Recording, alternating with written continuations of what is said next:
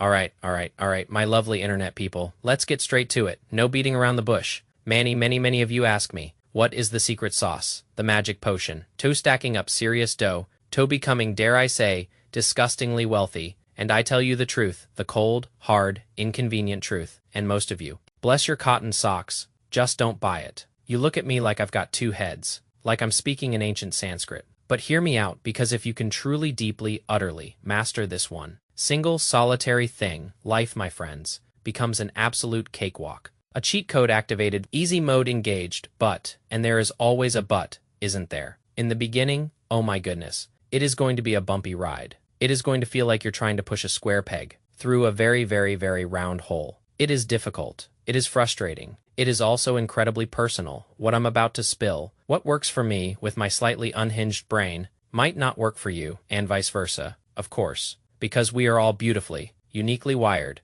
like a bunch of tangled headphones, but the underlying principles, the foundational truths I'm about to drop, I genuinely believe universally applicable. Like the laws of gravity, but for your bank account, they can help absolutely everyone, from the high-flying CEOs to the couch potatoes. So let's dive into these core tenets, these nuggets of pure, unadulterated wisdom. And just to preface this, because I love to remind you, all of this, every single word, is coming from a guy who, and I kid you not, failed school spectacularly, miserably. I was a consistent D student like a professional D- connoisseur. On the surface, I was the poster child for pure, unadulterated laziness. My bed was my kingdom, Netflix my loyal subject. But deep down, in the dusty, forgotten corners of my slightly chaotic brain, I just knew, I was wired differently, like a faulty circuit board. But in a good way, I just needed to find the right things to actually genuinely work on, or, and this is the crucial part, rewire my brain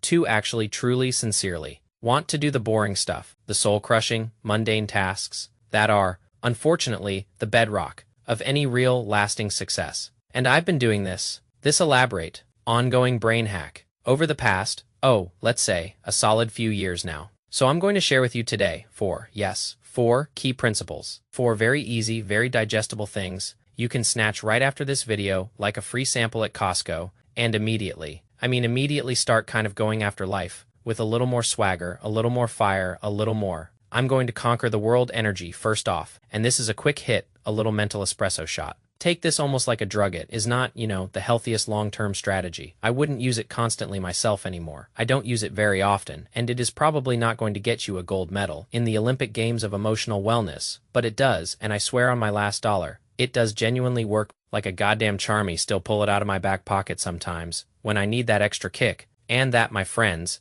is the chip on the shoulder, the sweet taste of proving someone wrong. Okay, I want you to close your eyes for a second. No, seriously, close them. And I want you to think of a time, a very specific, very vivid time, where someone, anyone, has legitimately, truly, unequivocally doubted you, whether they said it to your face, with a smirk and a condescending tone, or whispered it behind your back, like a cowardly snake, whether it was a friend, a family member, a teacher, a random troll on the internet. None of that really matters. Just bring that moment, that searing, unpleasant memory, right to the forefront of your mind. Really marinate in it. You should be getting, and I mean this in the best possible way, absolutely pissed off just thinking about it. Right? Good? Very good. That, my friends, is precisely what we're aiming for. I need you, yes, you, to spark that fire, that burning desire to prove them all wrong, to show them, with every fiber of your being, just how wrong they truly were. And I want to quickly reel it back in with a little personal anecdote,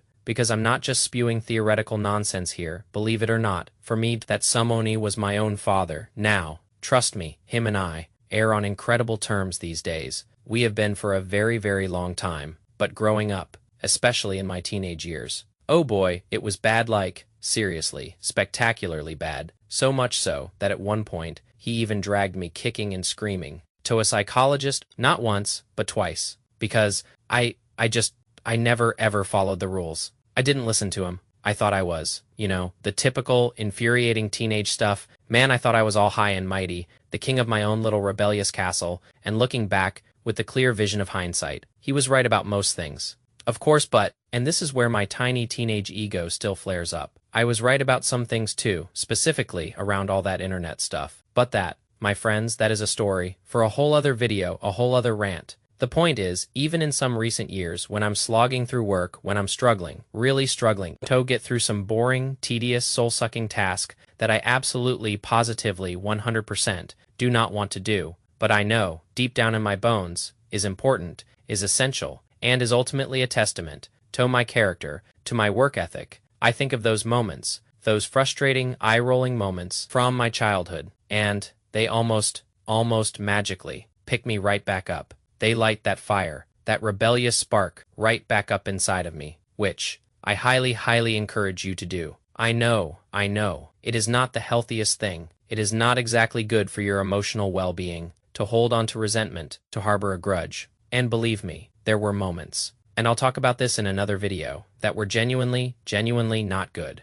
Like, I was a genuinely very furious kid against the perceived injustices. And I held that grudge for a very long time. But, you know what? Everything, absolutely everything, worked out for a reason in the end, so I highly recommend trying it if you truly desperately need to. And if there is one thing, one quickest, most immediate way to kickstart that motivation, it is that raw, untamed chip on your shoulder. Trust me, it is like rocket fuel, and we'll circle back to that at the very end of this video. Don't you worry. Number 2, my second gem of wisdom. And this one is a game changer. Think of the end result, the glorious, triumphant end goal of the set task, not the actual task itself, not the mundane, tedious, soul-crushing thing you have to get done in the exact moment, right? Think of something as ridiculously simple as making your bed in the moment. It is annoying. It is a chore. It is a disruption to my perfectly horizontal existence. I don't really like doing it either, to be honest, but what is the end result, my friends?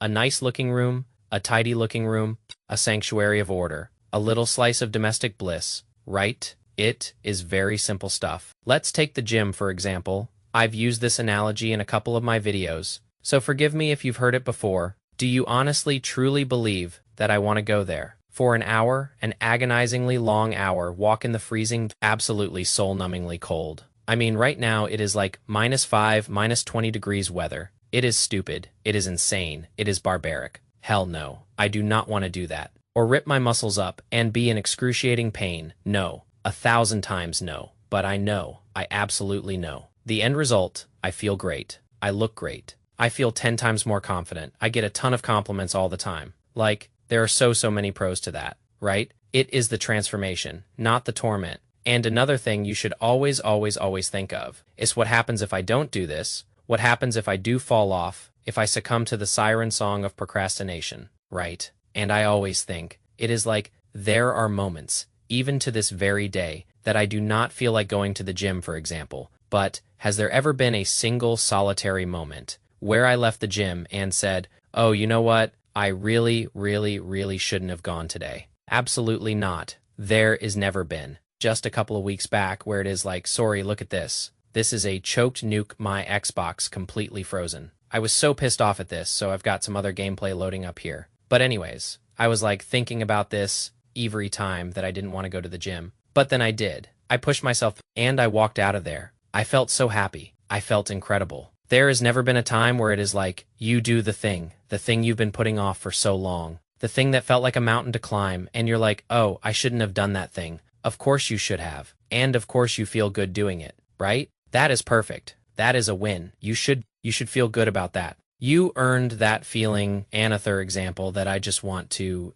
think on is investing. It is like, damn, I have to invest 300,000 grand to have something for my future. It feels like a massive insurmountable hurdle, but it is like, if you invest 300,000 into a boring, utterly unsexy S&P 500 index fund, that could very well be worth millions. In a few decades, not a few days, not a few months, but a few decades. And that way, my friends, that is way more easier to stay disciplined with my investing. Of like, it is a couple $100 grand now. A respectable sum, sure, but it is literally going to be worth a couple million in a couple of years. So I should just keep this thing going, right? It is the compounding, the magic of it all, and then it is a double whammy, because that, my friends, is momentum. My entire life runs on momentum. It is like caffeine. But for my productivity, I just want more. When I get one task done, I say, well, that wasn't so bad, and I just want more. The snowball effect, baby. It is real. And of course, A quick side note on all of this, I probably should have said this at the very, very beginning. Every single bit of it becomes exponentially easier with stuff you're passionate about, of course, that you absolutely unequivocally love. That sets your soul on fire, that you would do even if you weren't paid. I'd honestly consider you winning at life. That is huge. That is a monumental achievement. Not everyone gets that opportunity, right? Not everyone loves their job right away or loves the tasks that they have to do. Even myself, my business that I own, I don't 100% love it. Let's be brutally honest here, but it makes great money for me, and it allows me to set up my investments in a very lucrative way, and I love money. I'm not ashamed to admit it, so I have to use some of these principles. Sometimes, not everything is shining rainbows and fluffy unicorns. Right, so keep that in mind, my friends. Embrace the grind, but find the joy where you can. Number 3, my third golden nugget, is incentivize yourself. This is so important. When you get X done, do Y for yourself, like a little reward system. But for adults, for me, it is like when I see 5 sales calls on my calendars, a daunting, potentially soul-crushing number,